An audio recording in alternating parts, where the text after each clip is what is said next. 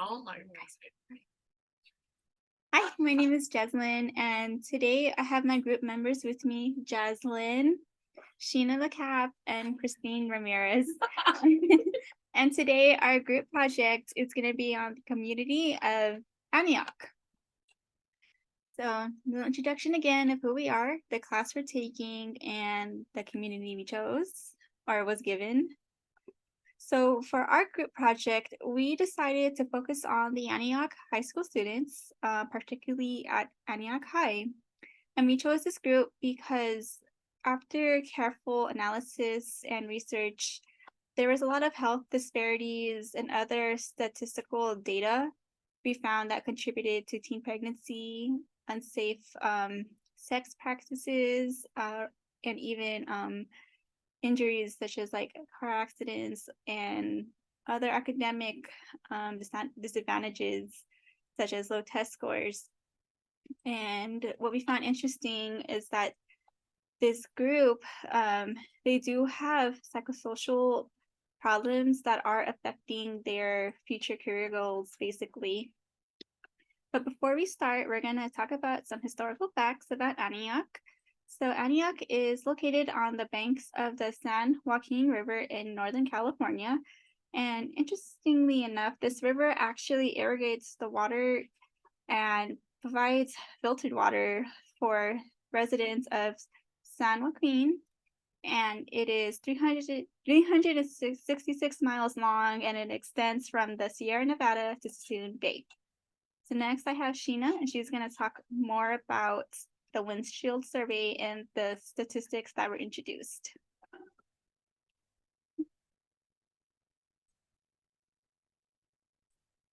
So we spoke about the population of 115,291 by using the 2020 census. And looking at the student diversity, the 5 largest ethnic groups in Antioch students diversity are Hispanics, African Americans, Caucasians, Asians, and 2 or more races. But as you can see, the minority enrollment is 87.6%. We also provided a windshield survey to become familiar with the community and population by examining factors which impact the health of the population. The purpose of the windshield survey is to provide us information and to identify strengths and capacities as well as the gaps and risks. Let's see here.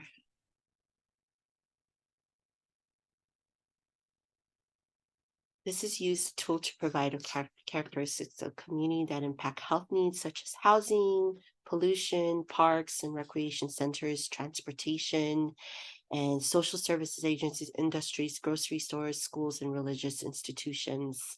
In Antioch, the community is not well established. We took the time to drive to the city of Antioch in the morning and evening, and we observed the location itself, and we noticed that there are many tents on the sidewalks and buildings that are covered in graffiti. In terms where the students can try to obtain some spiritual guidance, there are not many churches and temples located in near to the schools. And in terms of safety to the schools, it's a very well gated area, and the police station is about 1 mile away. However, with the length of half hour we stayed on our location, we didn't notice any police patrol within the district. For transportation, the goal is to provide our students with safe, effective, and efficient transportation to and from school, which you can see about 81% is available and being used.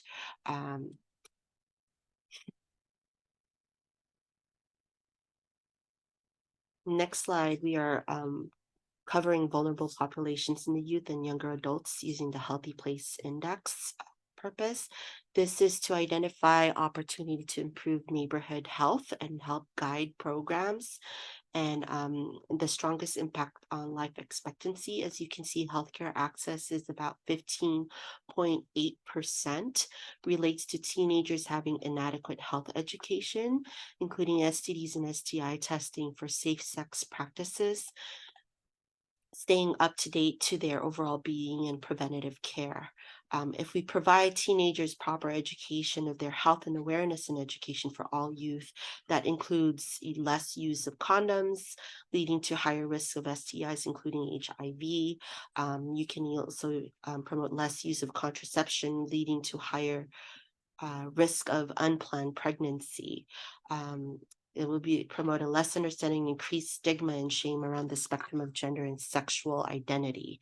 Evidently, this will increase the rate and we will see less physical and mental issues. And next I'll have my classmate Christine that will be covering nursing diagnosis.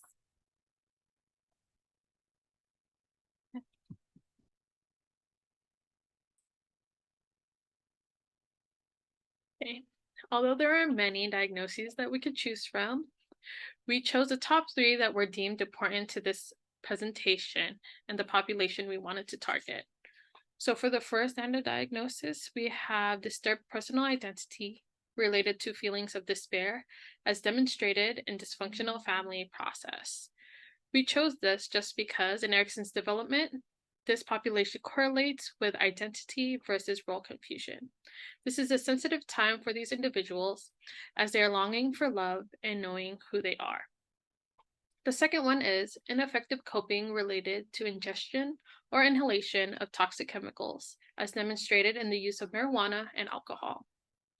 Again, we chose this one because high school students are more prone to the use of marijuana and alcohol to cope with their feelings. There also might be an alteration in physical health as well as mental health related to the use of these substances. These are all ineffective coping mechanisms that students use. And for our last one, which is a huge topic in this population, is at risk for sexual transmitted infections related to unprotected sexual practices as evidenced by knowledge deficit. So as their hormones and curiosity arise, this population of high school students are prone to having unprotected sex with no knowledge of preventative measures. Hello, this is Jazz. Here we'll touch on to the levels of preventions. Primary prevention including providing sex education, communicable disease prevention education, providing immunizations, advocating for access to healthcare, healthy environments, provide healthy alternatives to drug use, secondary prevention intervention including disease surveillance, which are communicable diseases, screening to provide free testing service such as the STI related educations and HIV testing, and tertiary intervention including support groups and community health nurse to volunteers in fairs for health counseling for the community. Next, we'll jump on to the conclusion. Teenagers are invulnerable developmental stages marked by significant physical, emotional, and psychological changes. At this stage, the teens are either identify themselves with certain groups or feeling lost, which place them at risk for anxiety, depression, social isolation, powerlessness, or eating disorders. With that being said, they are at high risk of engaging in risk behaviors such as smoking, substance abuse, and unprotected sexual activities, and girls are at high risk for teenage pregnancy, STI, and unhealthy eating habits. The engagement in these unhealthy behavior could be a result of trying to fit in thoughts. In addition to developmental stage concerns, these teenagers may also engage in risky behavior due to peer pressure. Among the risks that we discussed above, we observe some of these problems in the Antioch High School community are minority disparity, alcohol misuse, drug abuse, and low test score. These problems are contributing factors that place these teens at a disadvantage in future living. Previously, we discuss about nursing diagnoses that are disturbed personal identity related to feelings of despair as demonstrated in the dysfunctional family process. As a nurse, we can establish trust by creating a non-judgmental environment so that teens will feel comfortable in sharing and be an active listeners and use therapeutic communications and also providing counseling. The second nursing diagnosis that we mentioned is ineffective coping related to injections or inhalations of toxic chemicals as demonstrated in the use of marijuana and alcohol. As a nurse, we can establish the trust with the teens, provide individual counseling, and refer them to cognitive behavior therapy and connect the teens to group programs such as the 12 Steps programs. The third one that we mentioned is the risk for sexual transmitted infections related to unprotected sexual practice as evidenced by knowledge deficits.